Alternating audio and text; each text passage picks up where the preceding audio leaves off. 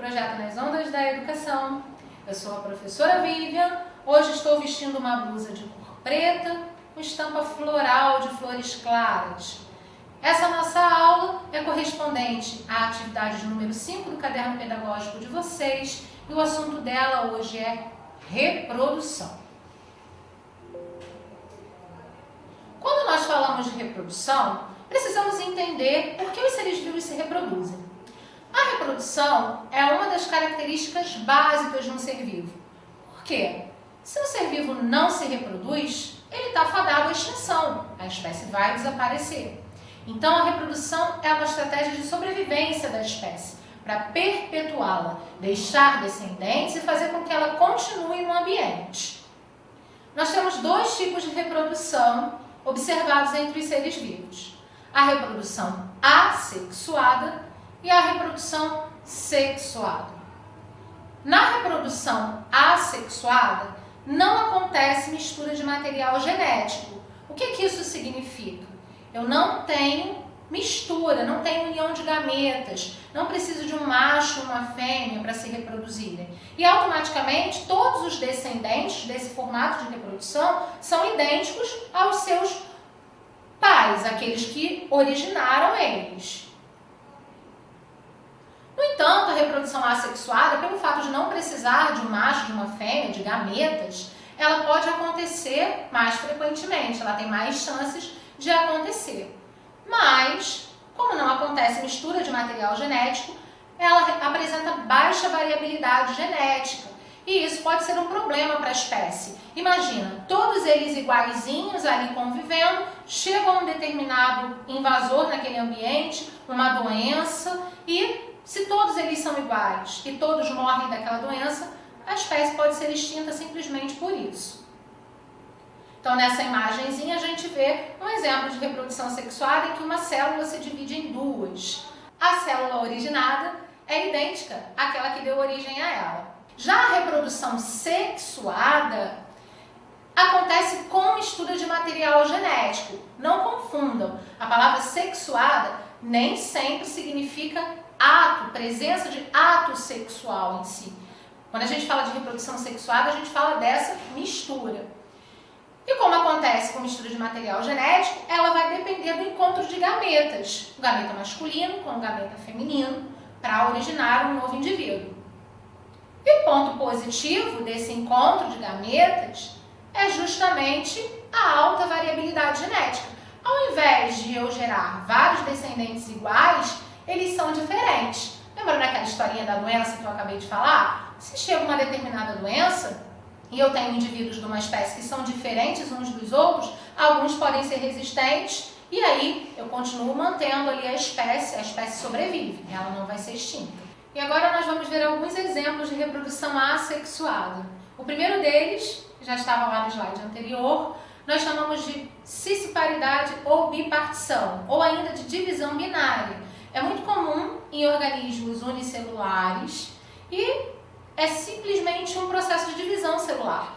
Uma célula se divide em duas e são duas células iguais no final do processo. O segundo exemplo de reprodução assexuada é a regeneração. As estrelas do mar, por exemplo, se partidas ao meio, ou se perderem uma parte de seus corpos, elas conseguem regenerar a parte perdida. Então, se a gente parte uma estrela do mar ao meio, por exemplo, cada metade que se forma nesse processo vai dar origem a uma nova estrela do mar. Então, isso é caracterizado como uma estratégia de reprodução. A partenogênese, os machos de algumas espécies de insetos, em especial das abelhas aqui no exemplo, eles são originados a partir de óvulos das fêmeas não fecundados.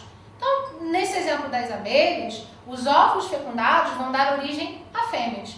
Os óvulos não fecundados dão origem a machos. Esse processo nós chamamos de partenogênese. Não houve mistura de material genético para gerar um macho. E por último, aí, como exemplo, a propagação vegetativa. Alguns vegetais, com parte deles apenas, a gente consegue reproduzi-los, plantando essa parte e deixando que ela se desenvolva. Ela vai criar novas estruturas vegetais e vai se desenvolver. Esse exemplo aí é da violeta africana, ele está inclusive no caderno de atividades de vocês também, e ele demonstra justamente isso. A gente planta uma folha da violeta e essa folha vai criar raízes, ela vai começar a gerar outras estruturas, quando a gente vê temos uma nova planta. A propagação vegetativa, inclusive, ela é utilizada na agricultura para otimizar alguns processos de reprodução vegetal.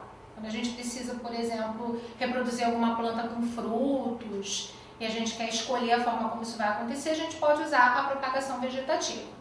Temos aí 3 exemplos. O primeiro deles, a enxertia. A parte da planta que você quer cultivar, ela é retirada dessa planta original, ela vai ser colocada numa outra planta, vai ser como se fosse uma planta hospedeira dela, e essa parte vai se desenvolver junto dessa nova planta. Então, a enxertia é usada, por exemplo, em árvores frutíferas, quando você quer cultivar determinados frutos, mas elas são acometidas por uma praga. Aí você usa uma outra planta como hospedeira dessa plantinha que você quer cultivar. Apenas com esse pedacinho, ela vai se desenvolver. Esta aqui é um outro exemplo de propagação vegetativa, também útil para a agricultura.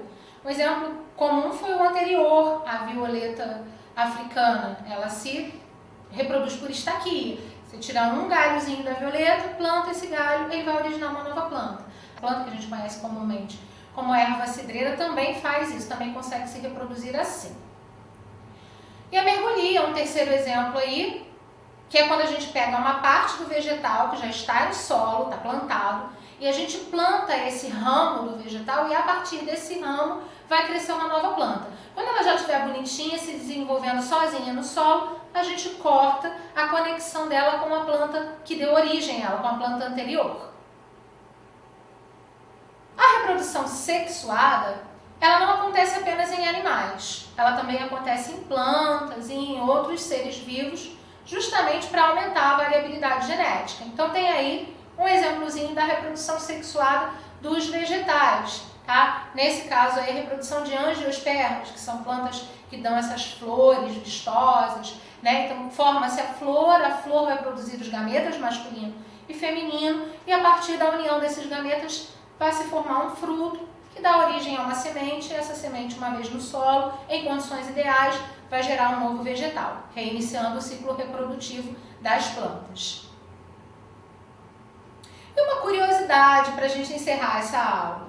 Vocês sabiam que os primeiros vertebrados que conseguiram se desligar totalmente do ambiente aquático para a reprodução foram os répteis?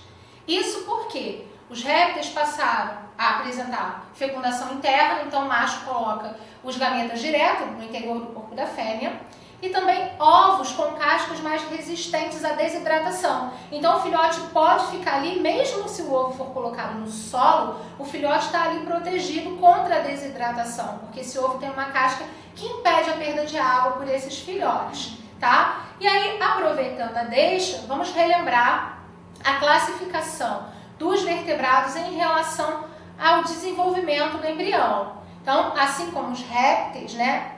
Existem vertebrados ovíparos que colocam ovos, né, para gerar os seus filhotes. Aves, os próprios répteis, os anfíbios, são alguns exemplos de vertebrados ovíparos. Os peixes também. Alguns são ovovivíparos, ou seja, os ovos são colocados numa cavidade do corpo da mãe e desses ovos vão sair os filhotes ainda dentro do corpo da mãe e só depois eles saem do corpo da mãe, já depois de terem saído dos ovos.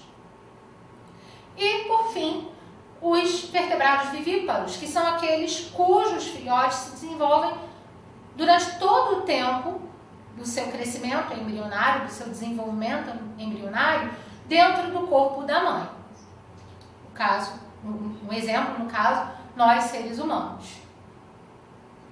É isso, pessoal. Nossa aula de hoje termina por aqui. Bons estudos para vocês, façam as atividades.